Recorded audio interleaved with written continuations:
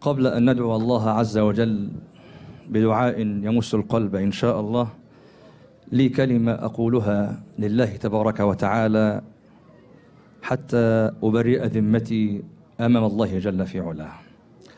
بداية أقدم لكم جميعا ولأسر الشهداء خاصة خالص العزاء وأصدقه، فهنيئا لشهدائنا الأبرار، فهم في مكانة علية عند رب البرية، وسبحان الحي الذي لا يموت والإنس والجن يموتون. أسأل الله أن يرزقنا وإياكم الصبر والرضا بقضاء الله وقدره، وأن يلطف بنا وبكم لطفا يليق بكرمه، فهو ولي ذلك والقادر عليه.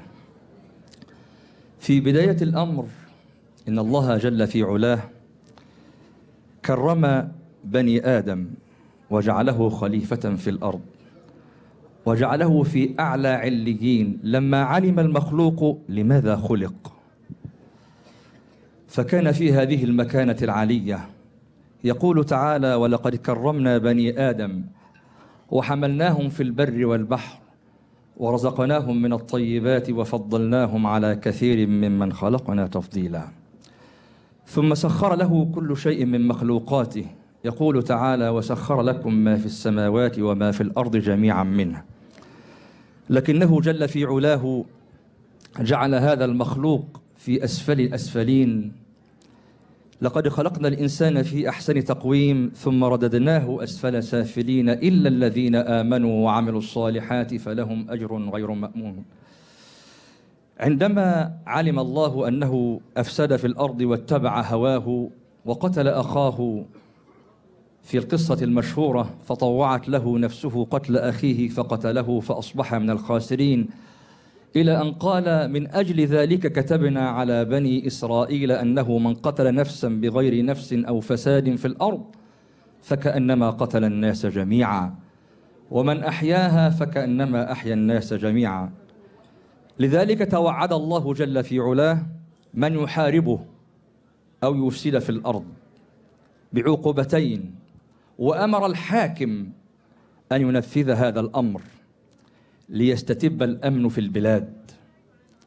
لذلك يقول: إنما جزاء الذين يحاربون الله ورسوله ويسعون في الأرض فسادا أن يقتلوا أو يصلبوا أو تقطع أيديهم وأرجلهم من خلاف أو ينفوا من الأرض، ذلك لهم خزي في الدنيا ولهم في الآخرة عذاب عظيم. هذا هو حد الحرابة في الإسلام، وكل تأخير في تطبيقه ستكون الفوضى العارمة التي تعيشها البلاد، وسيزيد قتل الأبرياء حيث لا رادع لهم، وهذا للأسف ما تعيشه مصر الآن. أقولها مرة أخرى لله تبارك وتعالى ولمن كان له قلب أو ألقى السمع وهو شهيد: لما تأخر القصاص من القتلة كانت الفوضى والعبث، وأصبح الناس يعيشون في رعب وخوف. لماذا؟ لعدم الانصياع لأمر الله جل في علاه، فهو أعلم بنا من أنفسنا. اقرأوا إن شئتم قول الله تبارك وتعالى: ولكم في القصاص إيه؟ موت ولا حياة؟ ولكم في القصاص حياة يا أولي الألباب يا أولي العقول لعلكم تتقون.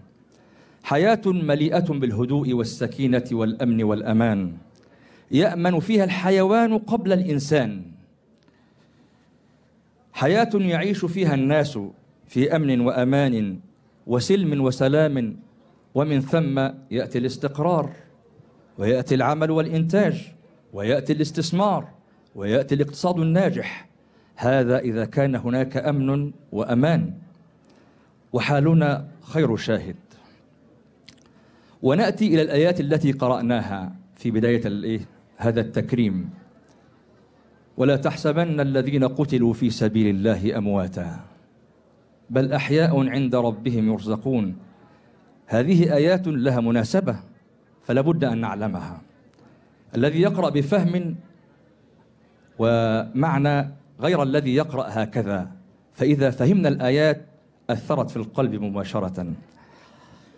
يقول صلى الله عليه وسلم: لما أصيب إخوانكم في أحد، أي في غزوة أحد، جعل الله أرواحهم في طير خضر ترد أنهار الجنة، الله أكبر، وتأكل من ثمارها، وتأوي إلى قناديل من ذهب معلقة في ظل العرش.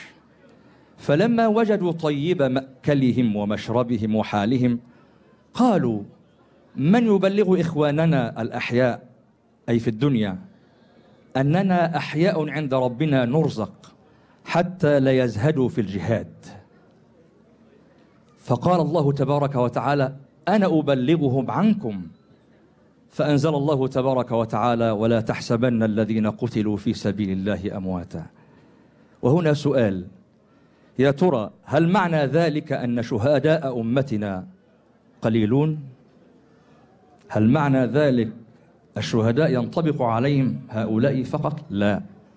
لذلك قال صلى الله عليه وسلم: ما تعدون الشهيد فيكم؟ قالوا: يا رسول الله، من قتل في سبيل الله فهو شهيد. فرد عليهم صلى الله عليه وسلم: إذن إن شهداء أمتي إذن لقليلون. فقال صلى الله عليه وسلم: من قتل في سبيل الله فهو شهيد، ومن مات في سبيل الله فهو شهيد، أي خرج في طاعة الله ورسوله وعلى رزق قوته وقوت عياله ثم لرفعة وطنه ثم مات فهو شهيد. ومن مات في الطاعون فهو شهيد، أي بداء الطاعون. ومن مات في البطن فهو شهيد، أي بداء البطن. ومن مات حريقا فهو شهيد دون أن ينتحر. ومن مات غريقا فهو شهيد دون أن ينتحر. والتي تموت أو الذي يموت تحت الهدم فهو شهيد. وما أكثر البيوت التي تقع فوق رؤوس أصحابها الآن في بلادنا وهم شهداء إن شاء الله. والتي تموت وهي تلد فهي شهيدة. وهكذا فشهداء أمتنا كثيرون، ومنهم من قتل مظلوما وعدوانا وغدرا كحالة إخواننا المسالمين، والذين قتلوا منذ بداية الثورة وحتى الآن. وأفضل الجهاد كلمة حق تقال عند سلطان جائر. هؤلاء جميعا رفع الله قدرهم ومكانتهم. فالذي يخرج في سبيل الله مهاجرا إلى الله ورسوله ثم يدركه الموت فقد وقع أجره على الله. وكان الله غفورا رحيما لما سلف من الذنوب. إذن مكانة الشهداء عند الله عظيمة، وكما قال القرآن: والشهداء عند ربهم لهم أجرهم ونورهم. وطبعا يخرج من بين ذلك البلطجية، ما ينفعش يكون شهيد وهو يقتل وينهب ويسرق، والمفسدون في الأرض، والمعتدون على المنشآت الخاصة والعامة. هؤلاء يجب عليهم أن يطبق عليهم حد الحرابة فورا. إذن جزاء الشهداء عند الله عظيم. ويكفيكم فخرا يا شهداء ويا أسر الشهداء قول الله تبارك وتعالى لكم: يستبشرون بنعمة من الله وفضل وأن الله لا يضيع أجر المؤمنين. ومن سأل الله الشهادة بصدق بلغه منازل الشهداء وإن مات على فراشه. أقولها تاني: من سأل الله الشهادة بصدق بلغه الله إياها وإن مات على فراشه. وسيدنا عمر قالها بصدق فنالها، فمات في القبلة مقتولا شهيدا، فمات في القبلة مقتولا شهيدا، ثم دفن بجوار الحبيب صلى الله عليه وسلم. لله درك يا عمر. وقبل أن أدعو لكلمة، اعلموا جميعا أن دم المصريين كله غالي. اعلموا جميعا أن دم المصريين كله غالي، وكل مكان فيه الصالح وفيه الطالح، أليس كذلك؟ فمن مات في أي مكان من أنحاء الجمهورية دون أن يعتدي على أحد فهو دم غالي، وعليه من الله الرحمة والمغفرة، واللهم لا شماتة. يا جماعة مفتاح الجنة والنار مش بإيد حد فينا ولا فيكم، بإيد واحد بس. هو مين؟ الله جل في علاه. فارحموا غيركم يرحمكم من في السماء، ارحموا من في الأرض يرحمكم من في السماء.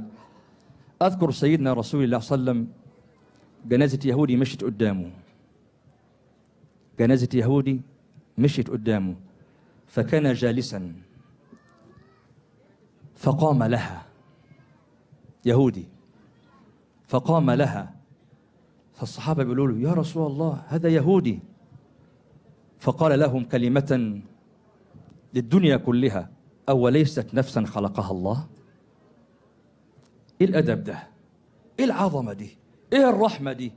هذا حاله بالكافر اليهودي، فما بالكم بالمؤمن العاصي؟ أنتم مش أرحم من ربنا، فاتقوا الله في دينكم وفي بلادكم.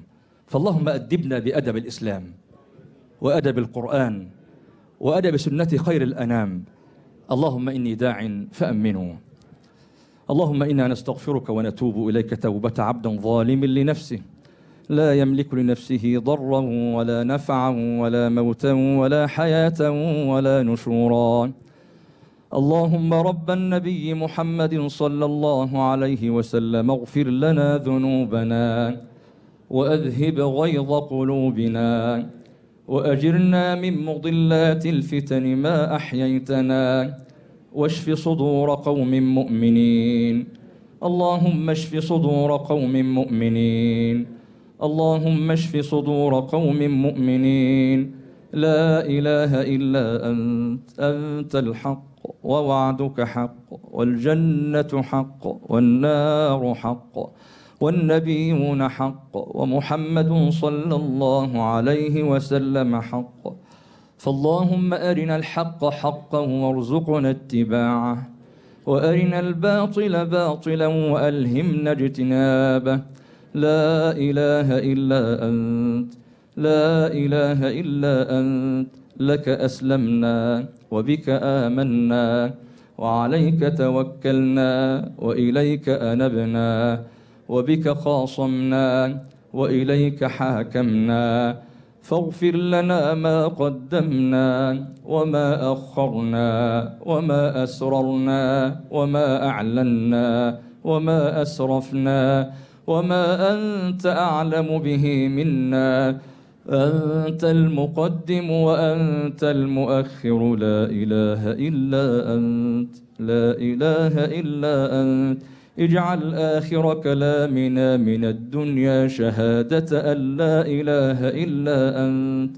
انفعنا بفضلها، اجعلنا من خيار أهلها، اجعلنا عند الموت ناطقين بها. نسألك ما لا عين رأت ولا أذن سمعت ولا خطر على قلب بشر.